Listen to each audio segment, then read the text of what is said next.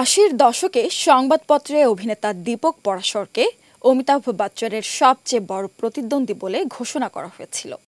বেশ কয়েকটি সফল সিনেমায় অভিনয় করে তুমুল জনপ্রিয়তা অর্জন করেন তিনি। সেই সময় নানা বিতর্ক ও গুজবের মুখে পড়েন দীপক। বিশেষ করে তার নামের সঙ্গে যুক্ত হয় সমকামিতার মতো গুরুতর অভিযোগ। ফলে একের পর এক সিনেমা থেকে বাদ পড়ায় বাধ্য হয়ে তিনি বি গ্রেড সিনেমায় অভিনয় করতে শুরু করেন। সিনেমার পাশাপাশি দীপক পরাশরের ব্যক্তিগত জীবনও তখন ভেঙে পড়ে। ১৯৮৭ সালে তাদের মেয়ের বয়স মাত্র ৫ মাস। তখন দীপককে ছেড়ে চলে যান তার স্ত্রী সারিতা।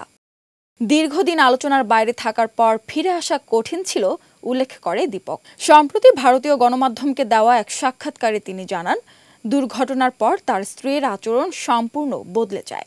একদিন তার স্ত্রী তাকে বলেন, আমি শুধু গ্ল্যামারের জন্য তোমাকে বিয়ে করেছি। বিচ্ছেদের ধাক্কা কাটিয়ে ওঠার আগেই আরও বড় বিপর্যয় নেমে আসে দীপকের জীবনে। তিনি জানান, টাকা পয়সা সোনাদানা সবকিছুই বাড়িতে রাখা হতো। একদিন মায়ের কাছে আলমারি থেকে কিছু টাকা নিতে গিয়ে দেখেন সবকিছু ফাঁকা, ব্যাংক লকারে কিছুই নেই। গহনা টাকা সবকিছু নিয়ে চলে যান স্ত্রী সারিতা। ব্যক্তিগত জীবন নিয়ে ওঠা নানা গুজব, বিশেষ করে তার যৌনতা নিয়ে ওঠা জল্পনা প্রসঙ্গেও দীপক স্পষ্ট কথা বলেছেন। তিনি বলেন, আমি কখনো নিজের যৌনতা নিয়ে প্রকাশ্যে কিছু বলিনি, কারণ তার কোনো প্রয়োজনও নেই। আমি সমকামী নই। আমাকে নিয়ে বিভিন্ন মহল বিভিন্ন ধরনের গুঞ্জন ছড়ানোর চেষ্টা করেছে। আমার ক্যারিয়ার নিয়ে সে সময় অনেকে হিংসা করত, এর থেকে বেশি কিছু না।